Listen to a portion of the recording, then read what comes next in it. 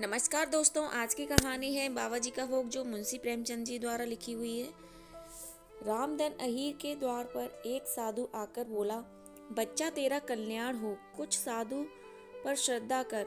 रामधन ने जाकर स्त्री से कहा, साधु द्वार पर आए, उन्हें कुछ दे दे।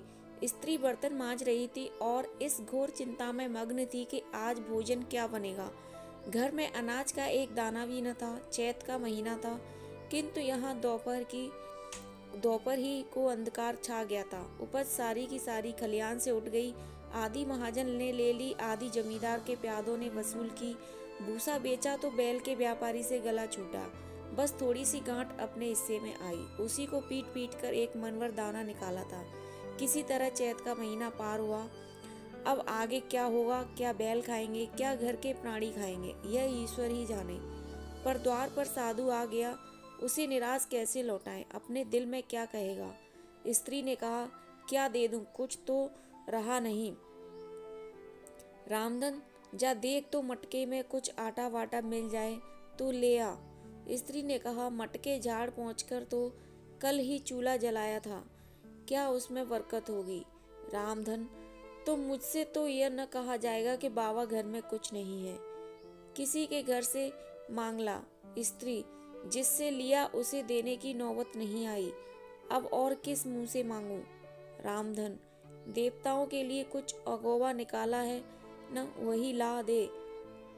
स्त्री, देवताओं की पूजा कहाँ से होगी। रामधन, देवता मांगने तो नहीं आते, समाई होगी करना, न समाई हो न करना। स्त्री, अरे तो कुछ अगोवा भी पसेरी दो। पसेरी है, बहुत होगा तो आधा शेर, इसके बाद क्या, फिर कोई साधु न आएगा, उसे तो जवाब देना ही पड़ेगा। रामधन, यह भला तो टलेगी, फिर देखी जाएगी। स्त्री झुंझलाकर उठी और एक छोटी सी हांडी उठा लाई, जिसमें मुश्किल से आधा सेर आटा था। वह गेहूं का आटा बड़े यत्न से देवताओं के लिए रखा हुआ था। रामधन कुछ देर खड़ा सोचता रहा, तब आटा एक कटोरे में रखकर बाहर आया और साधु की झोली में डाल दिया। महात्मा ने आटा लेकर कहा, बच्चा, अब तो साधु आज यहीं रमेंगे, कुछ थोड़ी सी दाल दे तो साधु का भोग लग जाए।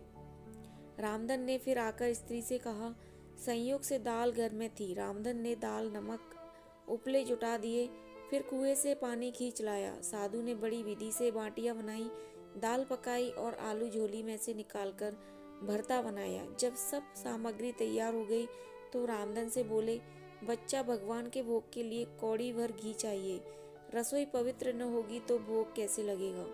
रामधन, बाबा जी, घी तो घर में न होगा। साधु, बच्चा, भगवान का दिया तेरे पास बहुत है, ऐसी बातें न कह। रामधन, महाराज, मेरे गाय भैंस कुछ नहीं है, घी कहाँ से होगा।